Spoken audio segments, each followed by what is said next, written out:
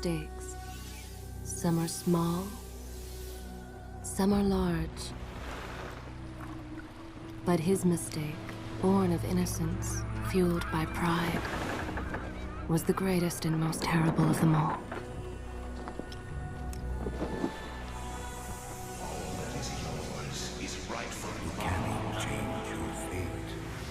Some believed when the prince journeyed to the island of time to escape death, that he returned alone. The amulet destroyed, the Dahaka appeased, the empress dead.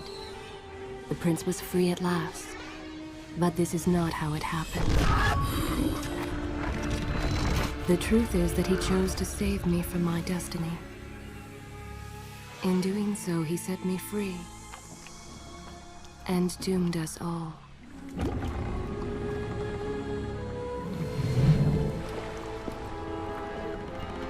Prince, of all the possible futures, this one held the most promise that something has changed. Do not worry, Kylina. No harm will come to you in Babylon. I promise. Look, we are nearly home.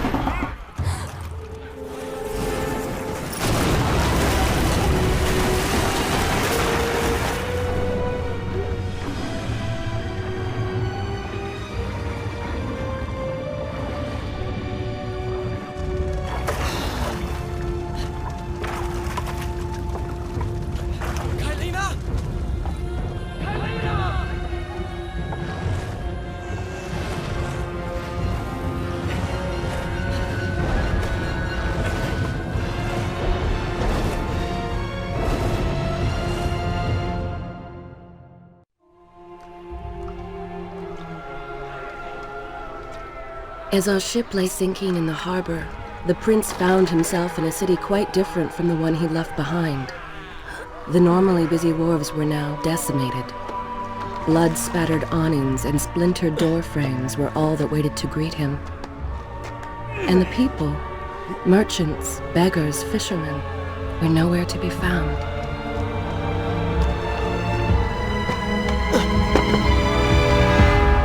Others had taken their place.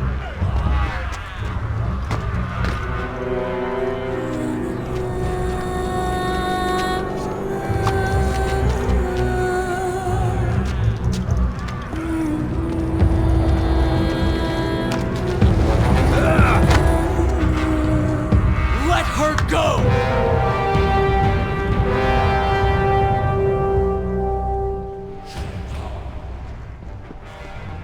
The prince made his way along the torn and blasted district, haunted by visions from his past. The dockside tavern where he'd spent many late nights was now reduced to cinders. Babylon's proud armada, which he would often come to greet, lay cracked and broken, cast to the bottom of the Euphrates.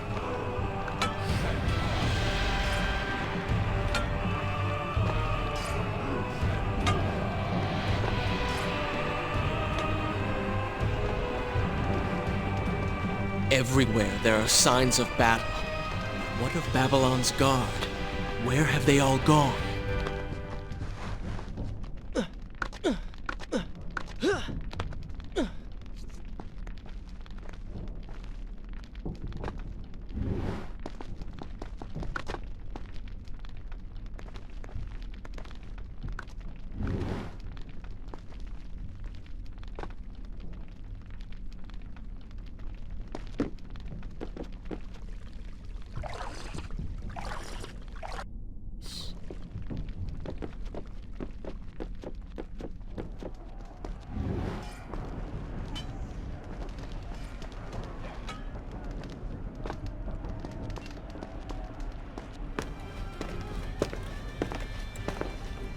Why is it that every time disaster strikes, I find myself without a proper blade? Still, it's better than nothing.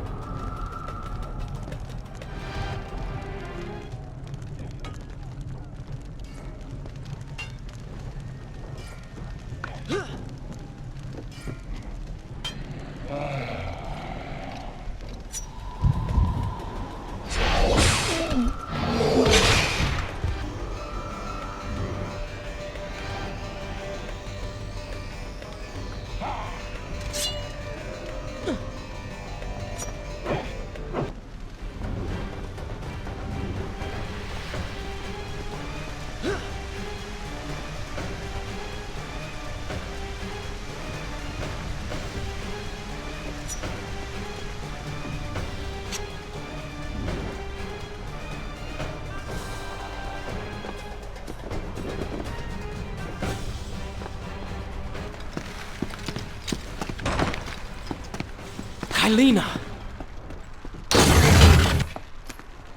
No! No way into the city now. I will have to climb this siege tower and enter from above.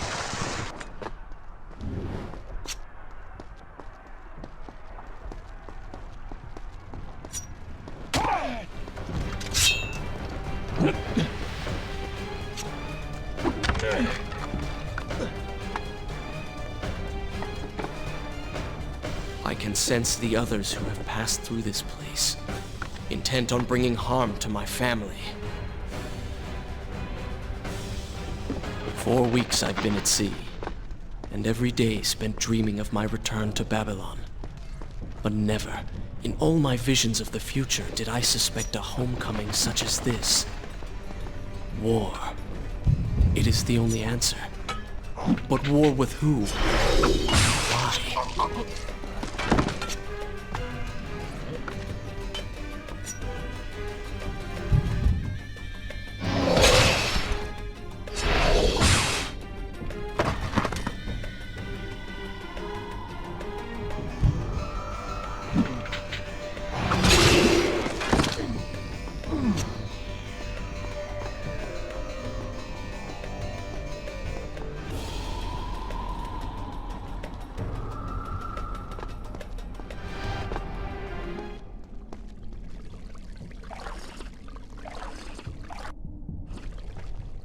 You should know that it was not love that drove him, but duty. I was his responsibility. He had made a promise that was now broken and undone. As with all mistakes he had made, the prince meant to fix this. A noble goal, to be certain, but a selfish one as well. For he was motivated to ease his own pain.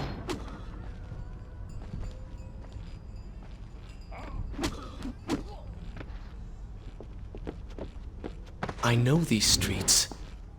Knew them anyway. I must keep pace with Kaylina if I'm to find the one responsible for this.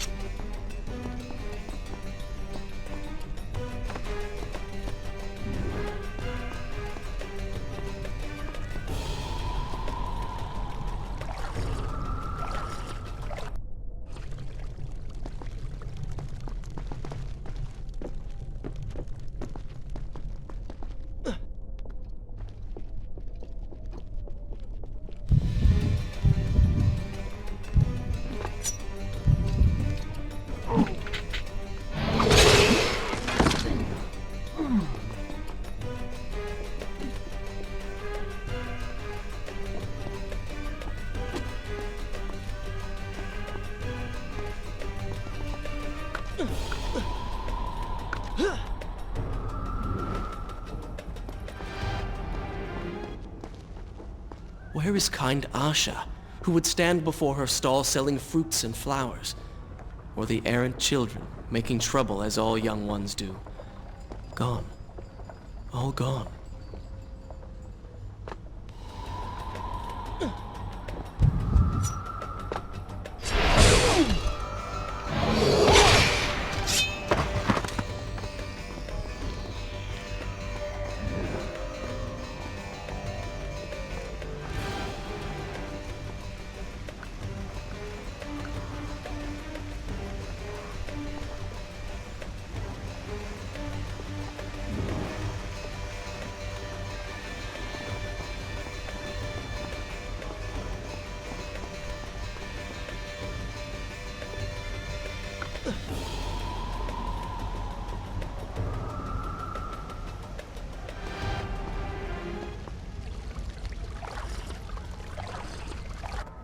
Home.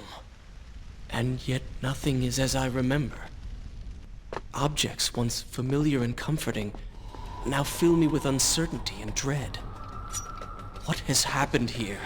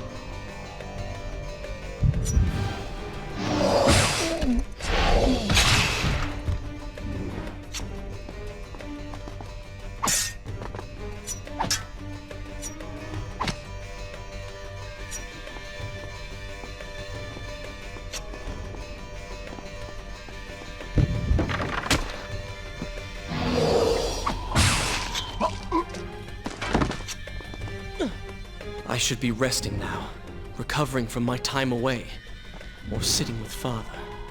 Instead, I'm forced to run and hide, sneaking about like a common thief, hunted in my own city.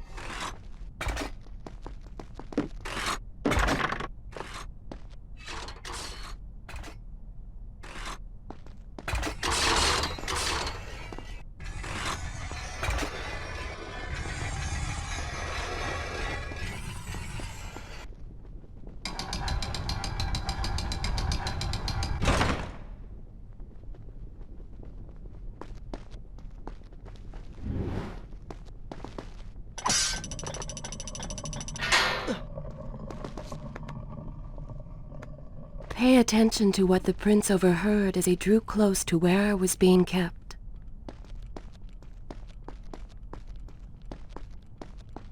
Many years ago, I journeyed with the Maharaja of India to the island of Time, intending to claim its secrets. What we discovered was a barren, ruined place, its halls deserted, and its guardians gone to sand. Strange tales adorned its walls, which spoke of an empress of time. But of this enigmatic creature, there was no trace. We returned to India with treasure nonetheless. A staff, a dagger, an empty hourglass covered in jewels, and books. Such secrets they contained. For even then, I was an older man, and knew that my time would soon end. The books showed me that life eternal was not beyond my reach, but it required the essence of the Empress herself, the power of the sand. But you were gone. They were gone. Or so I thought. I turned my attention towards other pursuits, and left that dream behind. But then, 4 weeks ago, the dagger stirred and showed me things. Whispered to me in my sleep. It drew me towards Babylon.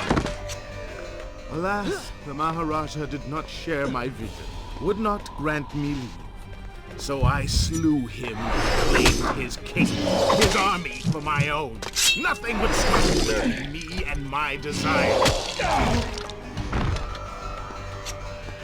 Recklessly, the prince drew his weapon and charged forward, intending to rescue me. It was as if he had learned nothing from his past adventures. Or perhaps he'd simply forgotten, made blind and deaf by fear and rage. This is how it happened. This is how I died. No!